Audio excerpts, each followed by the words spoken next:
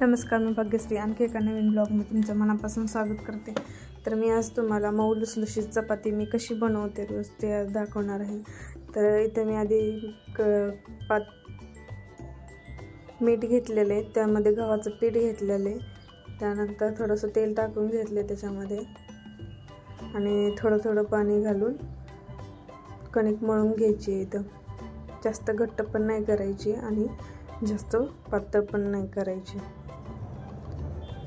Medium मध्ये कणिक मळून घ्यायची। आता इथं तर आता मी हळूहळू करून कणिक मळून घेते आणि इथं माझी कणिक मळून झालेली आहे। तर आता आहे ना थोडंसं वरतून आणखीन तेल लावून थोडं मळून एक अर्धा तास भिजायला ठेवते। आता मी कणिक जेवढी चांगली कणिक भिजेल तेवढ्याच चपात्या चांगल्या होतात मऊ। आता इथं मी अर्धा तास ठेवते आणि तर आता अर्ध्या तासानंतर आहे ना मी चपात्या करायला घेते। तर छान अशी कणिक पण भिजलेली आहे आपली आणि आता मी ते एक गोळा तोडून घेतलेला आहे आणि आता त्याची चपाती लाटून घेते। तर घडी घालून घडीला करून मी चपात्या करत असते। तर आता ही गोळा आहे ना थोडासा लाटून घ्यायचा, त्याच्यावरती तेल लावायचं आणि पीठ टाकून घ्यायचं त्याच्यावर, त्यानंतर घडी करायची, तिथं पण तेल लावायचं, पीठ टाकून घ्यायचं आणि ही जी आहे घडी केलेलं आपण तर ते पिठामध्ये बुडवून नंतर चपाती चांगली लाटून घ्यायची। हलक्या हाताने लाटून घ्यायची, जास्त भार देऊन पण नाही लाटायची आणि कडा वगैरे पातळ अशा लाटून घ्यायच्या।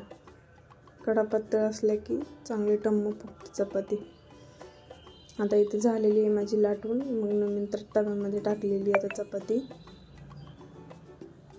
तर एक साईड भाजून घेतली, त्यानंतर दुसऱ्या साईडला आल्यानंतर असं तेल वगैरे लावून घ्यायचं, त्याच्यानंतर पाठीमागच्या साईडला तेल लावून घ्यायचं। लगेच उलताना नाही लावायचं, नाहीतर मग त्याच्यातून हवा वाफ जाईल। मग असं छान प्रकारे चपाती भाजून घ्यायची, मग आपली मऊ आणि लुसलुशीत चपाती होते। तर आता बाकीच्या सगळ्या चपात्या मी करून घेते। व्हिडिओ आवडला तर लाईक करा, शेअर करा, सबस्क्राईब करा चॅनलला आणि कमेंटमध्ये सांगा मला कशी वाटली माझी चपाती करण्याची पद्धत। तर भेटूया आपण अशाच नवनवीन व्हिडिओमध्ये। तोपर्यंत बाय सर्वांना।